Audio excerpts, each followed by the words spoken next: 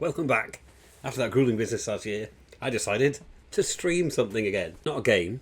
Not a game. If you want to watch a game, goodbye. Sorry. I'm really pouring myself into my writing at the moment.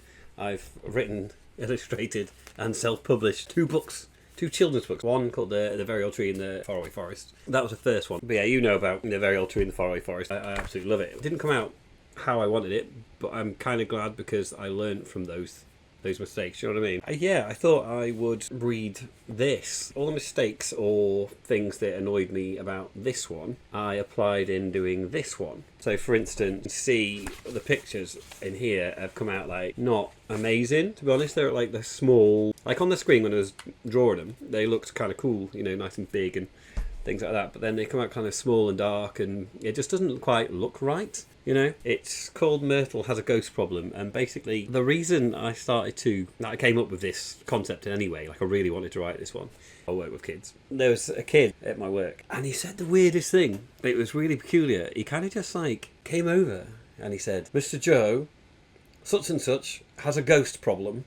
I was like, what? Do you know what I mean? Like, they say the weirdest things. Like, they just come out with stuff, and it was like, okay. Myrtle Has a Ghost Problem is a story about a peculiar little girl by the name of Myrtle. Enjoy a less traditional children's story with your little ones this bedtime. I just feel like it's open to interpretation. Originally, it was going to be a much darker book, more like a children's book for grown-ups. I like both of them, but I really love this one. My darling wife, who has been a wonderful soundboard while making this book, and without whom this book would look like the dog's dinner, and it really would. It wouldn't look like everything would be all off the pages and things like that, rather than actually, I feel like it looks kind of like, for my second book, I think it's okay, and I'm really chuffed with the art style and the character designs and stuff that have been went for. But they're a bit like dark, and I put quite a bit of detail in each one. Whereas this one, I thought, like, I've learned from this. I'm gonna have white backgrounds, make the pictures bigger, a little simpler, less detail, and I feel like it came out better. You know, Myrtle was tired. So tired, it appeared she'd fallen asleep in a rather lovely smelling lavender bush down by the side of the house. A very big sleep, with bees diligently buzzing about the place. Myrtle yawned a great yawn and rose up from her resting place. She rubbed her eye, paying no heed to the bandage wrapped around her other eye. I can't sleep here. The smell of lavender is too strong. Branches are poking into my sides, and worst of all, that constant infernal buzzing is sending me loopy. Myrtle, hoping to find a more appropriate and more comfortable place of rest, wandered into the garden at the rear of the house, still very much tired and oh so sleepy. I could have a lie down there by the flower beds on the soft grass in the garden, she thought optimistically. Off she headed to the flower beds and lay down. The grass was soft, the flowers smelt nice. It was a little cold, but comfort eventually crept in. Myrtle shut her eye and thoughts faded away into black, soft peace. Wait a minute, what's that noise? Myrtle sat up and looked around. Her eye fixed upon a sight she hadn't noticed when she first entered the garden. Tending to the flowers was Mabel, as cheerful as ever. Mabel's face had a kind glow about it. She was a good mother and a keen gardener. Myrtle felt a warmth inside her despite a brisk chill wind in the garden, which did not seem to blow Mabel's long hair at all. As Mabel pottered softly around in the garden, Myrtle noticed something miraculous. Flowers began to bloom. They bloomed all kinds of vibrant colours, like pinks, yellows, blues and purples, all very vivid. Mabel laughed, and the flowers laughed back. Myrtle's ears pricked at what sounded like barking from the far end of the garden, which gradually grew louder and louder, as if its source was bounding towards her. Something licked her hand, and to her delight, there sat Oswin, happily wagging his tail, looking up lovingly into Myrtle's eye. I can't sleep here, she laughed. Not with flowers popping up all over the place, laughing, barking, and all this licking.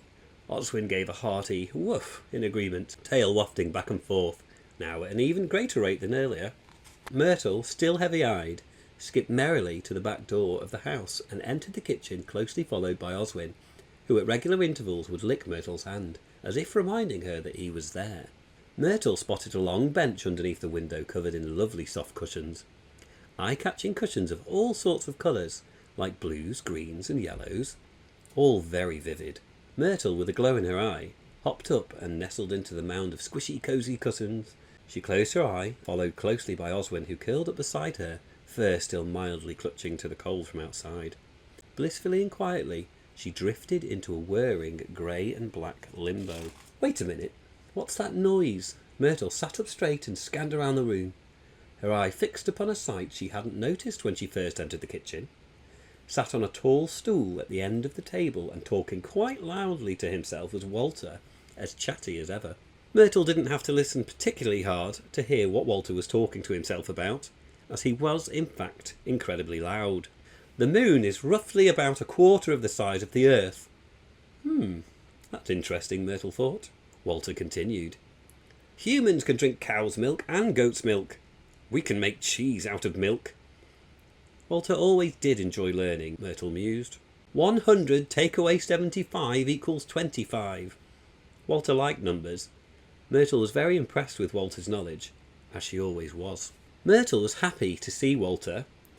However, all his loud chattering was keeping her awake. Not to mention Oswin was licking her again. Oswin sat next to Walter and gave him an approving woof for each fact he delivered. I can't sleep here, not with all these loud facts, licking and barking. Oswin turned to look at Myrtle, his tongue hanging casually from his smiling mouth. He gave her a hearty woof in agreement. As Myrtle exited the kitchen, she was disheartened at having to leave the comfort of the cushions. Of course, followed closely by Oswin as ever, they were treated to one last faint fact from Walter, only just loud enough for them to make out the words. In my house, I have 6 people in my family, I do. And with that, off they continued into the hallway, Myrtle repeatedly fighting off a conscious barrage of yawns. As Myrtle and Oswin traversed the hallway, they eventually came to a set of stairs and decided that they would head up that way. The pair eventually came across a door slightly ajar. Myrtle felt a cold, soggy lick on her hand as she peeped gingerly inside the room which lay beyond the door. Once Myrtle and Oswin entered the room, Myrtle noted 2 soft-looking empty beds. The beds were decorated with beautiful bright colours of reds and pinks and blues and oranges, all very vivid. 2 beds? Surely I'll be able to finally get some rest in one of these, she uttered to Oswin, who gave her a hearty woof in agreement, and in they went. Myrtle climbed up onto one of the comfier looking of the 2 beds. She lay down her head and closed her eye. Oswin curled up at the end of the bed by her feet, radiating a subtle coldness. Myrtle meandered off to a hazy, silent void. Not quite awake, but not completely asleep either. Myrtle felt a tingle up her spine and was abruptly awoken by a rather unthreatening roar from the opposite bed. Wait a minute. What on earth made that noise? Myrtle sat up and looked over to the bed on the other side of the room. Her eye fixed upon a sight she hadn't noticed when she first entered the bedroom. Sat quite content and engrossed in playing with her toy dinosaurs across from her was Ivy, as sweet as ever. Ivy looked up at Myrtle and smiled a loving smile, a knowing smile. Myrtle felt comforted. She smiled back at Ivy, a warmth radiating in her chest. Ivy's smile faded, and she looked upon Myrtle with a solemn stare, sort of sad. Ivy slid slowly down from her bed and toddled over to where Myrtle and Oswin were sat. Ivy climbed into bed with Myrtle and closed her eyes. Ivy feels awfully cold on my skin, thought Myrtle, followed shortly by a licking sensation on her hand. I can't sleep here, not with all this licking, feeling cold and toys all over the place, Myrtle said out loud to Oswin and Ivy, who was fast asleep and didn't seem to notice. Oswin turned to look at Myrtle and gave her a hushed but hearty woof in agreement. Myrtle, not wanting to disturb Ivy's resting, gently snuck from the bed. Carefully and as quietly as she could, she looked back at Ivy fast asleep, adorable as usual. With her skin steadily warming up, Myrtle started feeling a bit more alive and headed back out into the hallway. Myrtle closed the bedroom door slightly, leaving Ivy where she lay. Myrtle! A small voice whispered from behind the bedroom door. Who's that? Myrtle thought. No use trying to puzzle it out now. Her yawning had breached, and she desperately needed to move on to finally rest, if anyone would let her at least. While exploring the hallway, Myrtle happened upon yet another set of stairs heading up to what she presumed was to be the loft area.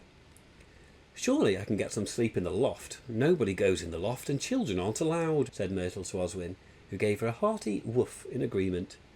Dragging her feet, Myrtle and Oswin climbed the stairs and into the dusty, dark loft space. Upon entering the loft, Myrtle was still being pursued by that ever-present feeling of needing to pass into the deepest slumber she'd ever experienced. Her eye began to sting. Myrtle felt a familiar wet lick on her hand as she was shadowed naturally by Oswin, as if he were reminding her that he was there.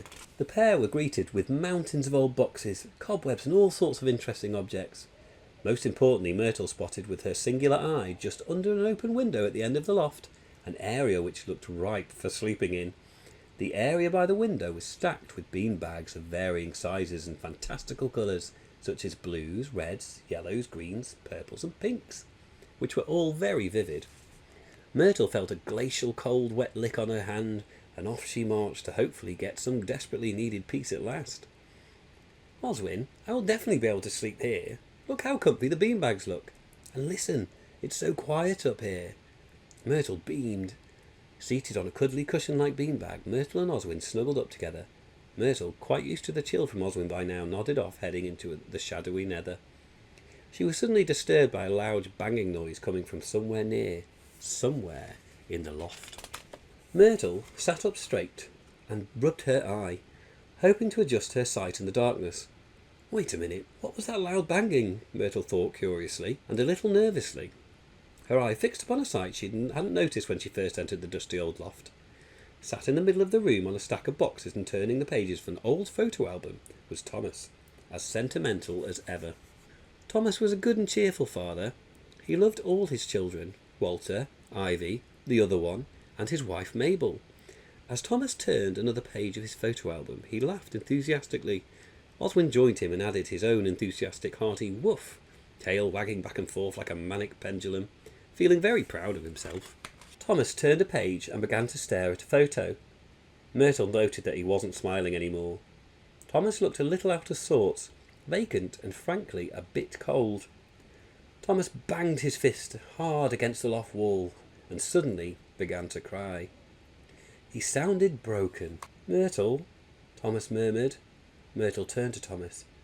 Yes, Thomas, are you all right? But Thomas didn't reply. In fact, he didn't seem to notice Myrtle at all. Myrtle's energy was low.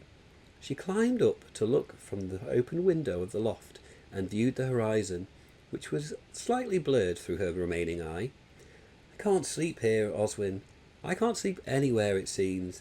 Not with all this laughing and crying, banging, flowers popping up, barking, licking and loud facts, feeling cold and toys all over the place. Oswin didn't answer. Myrtle didn't know what to do. She looked down from the window and saw amongst the lavender bushes below a little girl curled up and fast asleep. I could sleep down there, Oswin.